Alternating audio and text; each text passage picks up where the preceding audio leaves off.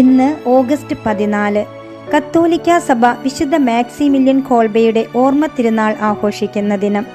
1894 ജനുവരി 8 പോളണ്ടിലാണ് Raymond Kolbe ജനിച്ചത്.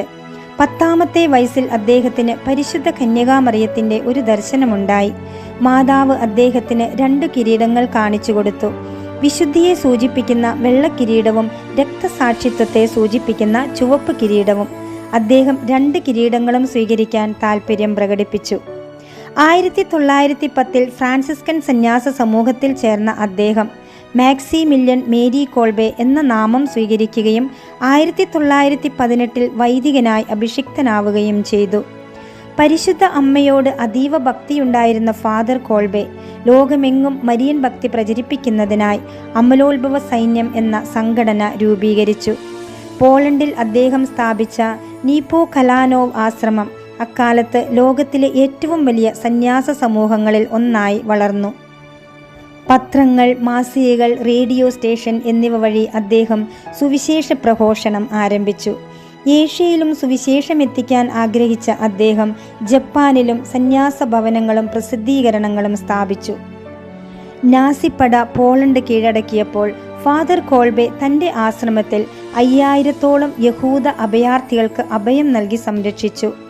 അദ്ദേഹത്തിൻ്റെ Nazi വിരുദ്ധ നിലപാടുകളും മാധ്യമ പ്രവർത്തനങ്ങളും കാരണം 1941 ഫെബ്രുവരിയിൽ നാസി രഹസ്യ പോലീസ് അദ്ദേഹത്തെ അറസ്റ്റ് ചെയ്യുകയും ക്രൂരമായ പീഡനങ്ങൾക്ക് പേരുകേട്ട ഓഷിറ്റ്സ് കോൺസെൻട്രേഷൻ ക്യാമ്പിലേക്ക് മാറ്റുകയും ചെയ്തു.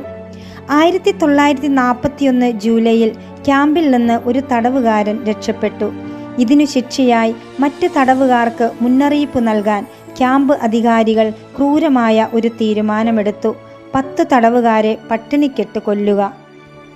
തിരഞ്ഞെടുക്കപ്പെട്ടവരിൽ ഫ്രാൻസിഷെക് ഗായോവ്നിചെക് എന്ന കുടുംബനാഥനായ ഒരു പോളിഷ് സൈനികനും ഉണ്ടായിരുന്നു. തനിക്ക് ഭാര്യയും മക്കളുമുണ്ടെന്നും അവരെ ഇനി കാണാൻ കഴിയില്ലല്ലോ എന്നും പറഞ്ഞ് അയാൾ നിലവിളിച്ചു.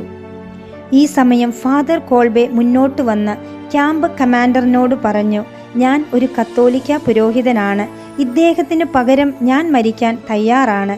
അധികാരികൾ ഈ അപേക്ഷ സ്വീകരിക്കുകയും ഫാദർ കോൾബെയെ മറ്റു 9 പേർക്കൊപ്പം പട്ടിണി ബങ്കറിലേക്ക് മാറ്റുകയും ചെയ്തു. പട്ടിണിയുടെയും ദാഹത്തിൻ്റെയും ആ നാളുകളിൽ ബങ്കറിനുള്ളിൽ ഭയത്തിനു പകരം പ്രാർത്ഥനയുടെയും സ്തുതിഗീതങ്ങളുടെയും ശബ്ദമാണ് കേട്ടത്. മരിക്കാൻ പോയ സഹതടവുകാർക്ക് ഫാദർ കോൾബെ പ്രത്യാശയും ആശ്വാസവും പകർന്നു നൽകി. 2 ആഴ്ച കഴിഞ്ഞിട്ടും ഫാദർ കോൾബെ ഉൾപ്പെടെ 4 പേർ ജീവനോടെ അവശേഷിച്ചിരുന്നതിനാൽ കാവൽക്കാർ 1941 ഓഗസ്റ്റ് 14 അദ്ദേഹത്തിന് കാർബോളിക് ആസിഡ് കുത്തിവെച്ച് കൊലപ്പെടുത്തി. 1982 ഒക്ടോബർ 10 വിശുദ്ധ ജോൺ പോൾ II മാർപ്പാപ്പ അദ്ദേഹത്തെ കത്തോലിക്ക സഭയിലെ വിശുദ്ധനായി പ്രഖ്യാപിച്ചു. സ്നേഹത്തിൻ്റെ രക്തസാക്ഷി എന്നാണ് മാർപ്പാപ്പ അദ്ദേഹത്തെ വിശേഷിപ്പിച്ചത്.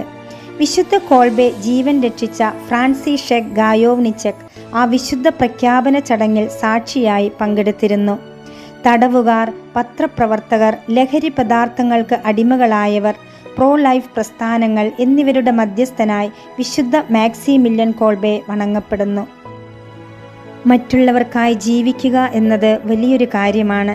എന്നാൽ മറ്റുള്ളവർക്കായി മരിക്കാൻ തയ്യാറാവുക എന്നത് പരമമായ സ്നേഹമാണ്.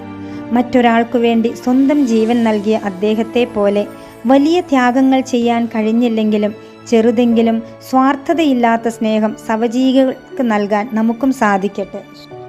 ഓഷിറ്റ്സിലെ പട്ടിണി ബങ്കറിൽ മരണത്തെ മുഖാമുഖം കണ്ടപ്പോഴും വിശുദ്ധ കോൾബെയും കൂട്ടരും ദൈവത്തെ സ്തുതിച്ചു പാടുകയാണ് ചെയ്തത്. കഠിനമായ ദുരന്തങ്ങളിലും മാനസിക തകർച്ചകളിലും ഭയപ്പെടാതെ പ്രാർത്ഥനയിലൂടെ ദൈവത്തിൽ അഭയം കണ്ടെത്താൻ വിശുദ്ധൻ്റെ ജീവിതം നമുക്കൊരു മാതൃകയാവട്ടെ. ഏവർക്കും വിശുദ്ധ മാക്സിമില്യൻ കോൾബെയുടെ തിരുനാൾ ആശംസകൾ.